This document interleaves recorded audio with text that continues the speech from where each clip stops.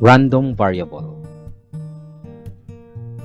In mathematics, particularly in probability theory, an experiment or trial is any procedure that can be infinitely repeated and has a well-defined set of possible outcomes known as sample space. Now, why did we start with experiment? Because this experiment has something to do with a random variable. And once again, a well-defined set of possible outcomes. So we can easily determine, we can easily define the possible outcomes. And these possible outcomes are called sample space. Sample space, right? An experiment is said to be random if it has more than one possible outcome. Again, more than one possible outcome. And the outcome is determined without certainty. And deterministic or non-random if it has only one outcome, because if there's one outcome, we can determine the outcome. Let's have examples of random experiment. Number one, tossing a coin. So when we toss a coin, there are two possible outcomes, head or tail. So it's a random experiment. Rolling a die, there are 6 possible outcomes, 1, 2, 3, 4, 5, 6. So when you toss, or let's say when we roll a die, we don't know if the outcome is 6, 5, 4, we don't know. So we are not certain. So this is an example of a random experiment. Examples of deterministic experiment is adding 2 and 3. We know that when we add 2 and 3, the result is only 1, which is 5. And that is deterministic. We can easily determine. Combining 2 atoms of hydrogen with 1 atom of oxygen. So this is H2O, which means water. So when we combine that, there's only one outcome, which is water. And that is deterministic experiment.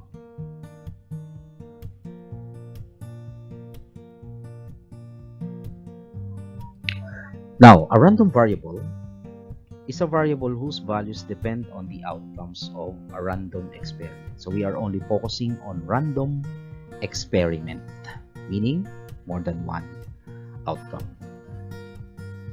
A variable is something that is subject to change. Take note, so when we say random variable, it is something that's subject to change, that is related or taken from the random experiment. That's random variable.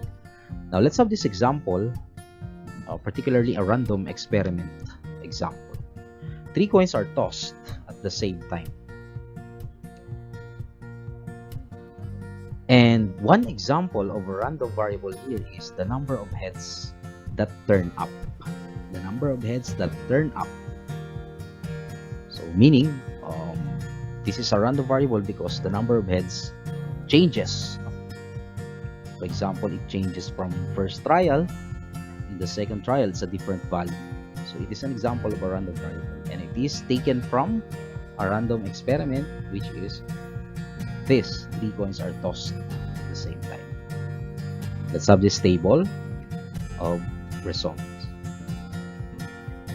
So 3H or 3 heads, we have 3, and then 2 heads, 2 heads also, 2 heads, 1 head only, HTT, TTH, 1 head, and 0 head or 3 tails.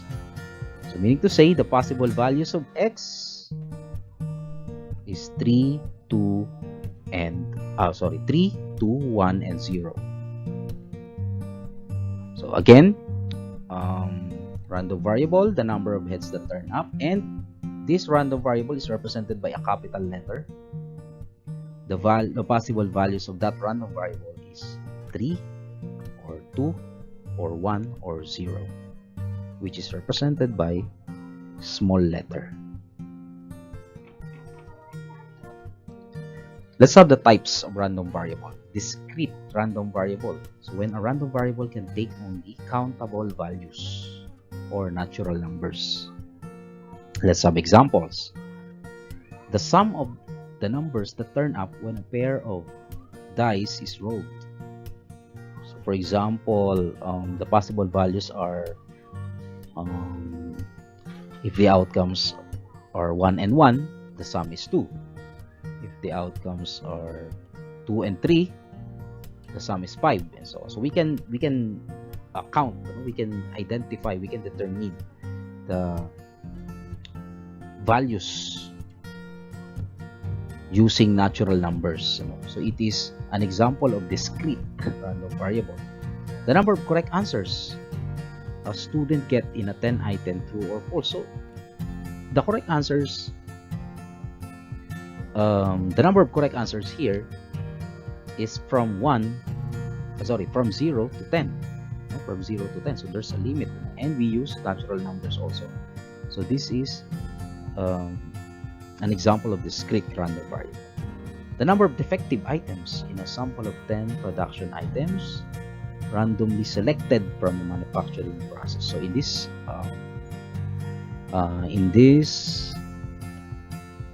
scenario, we use countable values, the number of defective items. So countable values 0 to 1, 0, 1, 2, 3, up to 10. Although 0 is not a natural number, but we are considering that here in the script random variable.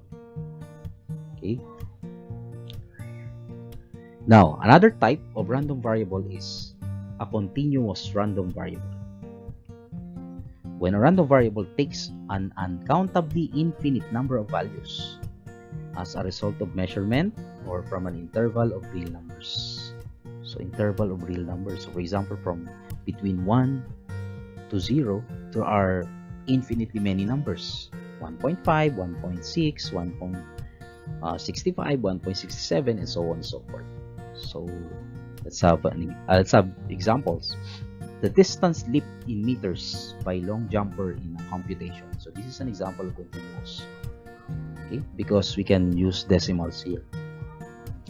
The length of time in minutes that a scheduled airplane flight is delayed. I think this one is an infinite, many possible outcomes. We have 65 minutes. It can also be 50 minutes. It can also be 51 minutes. It can also be 51.5 minutes, and so on. The scanned temperature of mall shoppers is an example of continuous random variable, because we can take decimals here: 36.5, 36.6, 36.7, 36.65, and so on and so forth. Now, the set of all possible values of a random variable x, together with their corresponding probabilities, form the probability distribution of x. So again, when we combine the possible values and we add the probabilities, the corresponding probability, we call that as the probability distribution of that random variable. Now, if the random variable is discrete, the probability distribution is called PMF, or probability mass function. Okay, so there's another name for continuous random variable. Let's have this example. Consider the random experiment of tossing 3 coins, and let x be the number of heads. So this is our random variable, the number of heads that turn up. The possible values of x are 0, 1, 2, and 3. And the sample points, we call these sample points. These are the sample points, the possible outcome, the result itself, and those are the sample points. And the number of sample points is this. So this is 1. There are 3, 1, 2, 3, and then 1, 2, 3, and then 1. There's only 1 for here. Now, the probability mass function of x can be constructed in tabular form. So this is the tabular form. So how are we going to do this? This is how we read it. No? Probability mass function of x. That's how we read this. Probability mass function of x. So if x is 0, the probability is 1 over 8. Why?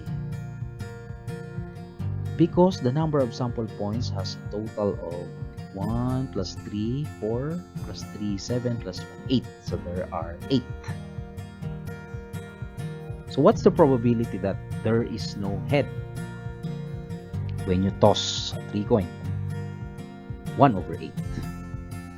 What's the probability that there is only one head when you toss 3 coins? 3 over 8, because there are 3 sample points over 8. 3 over 8 as well if we ask for the probability of 2 heads, and 3 heads, 1 over 8. So this is the probability mass function in tabular form. Again, the values of x and the corresponding probabilities. The probability mass function of x can be constructed also in formula form. So this is in formula form. So we read it as probability mass function of x is equal to 1 over 8 if x is equal to 0 or 3. 3 over 8 if x is equal to 1 or 2. So this is in formula form. The probability mass function of x can also be constructed using the probability histogram. This is how we do it. So in the x-axis, we write 0, 1, 2, 3 because those are the possible values of x. 0, 1, 2, 3. Okay, so 0, 1, 2, 3. Again, 0, this area, 1, and then 2, and then 3. Next, in the y-axis, we write 1 over 8. This is 1 over 8 here. 3 over 8. So this one is 3 over 8. This is 2 over 8. So that's how we write it. And then, if x is 0, it's 1 over 8. So this is 1 over 8. If x is 1, this one is 1. That's 3 over 8. And then 2, 3 over 8. And then 3. If x is 3, this one, 3 here. It's 1 over 8. So that's how we write probability histogram. Okay, this is one way to represent probability mass function. Let's have another example. A random experiment consists of rolling a pair of dice. Let the random variable y represent the positive difference. Take note, positive difference. This is the random variable of the numbers that come up. Construct the probability mass function of y in tabular form. So first, we'll have the table summary. Okay, so for example, in our first die, we have 1. Second die is 1. The difference, the positive difference is 0. First die is 2. This is second die is 1. The positive difference is 1, and so on and so forth. So this is the result. Let's have the table summary. The possible values of y are 0, 1, 2, 3, 4, and 5. So as you can see, there is 5 here in our result. And for 0, how many number of sample points? How many sample points? So for 0, there are 1, 2, 3, 4, 5, 6. So there are 6. For 1, 2, and so on, there are 10, 2, there are 8, and the total of this 6 plus 10 plus 8 plus 6 is our sample space, which is 36. So the probability that the positive difference is 0 is 6 over 36 because there are 6 sample points. So 6 over 36 is 1 over 6. So this must be simplified. Okay? What's the probability that the positive difference is 1? It's 10 over 36 or 5 over 18 because there are 10 sample points.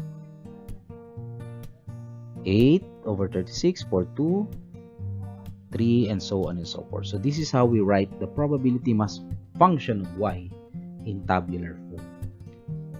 Take note that y is the positive difference of the two numbers.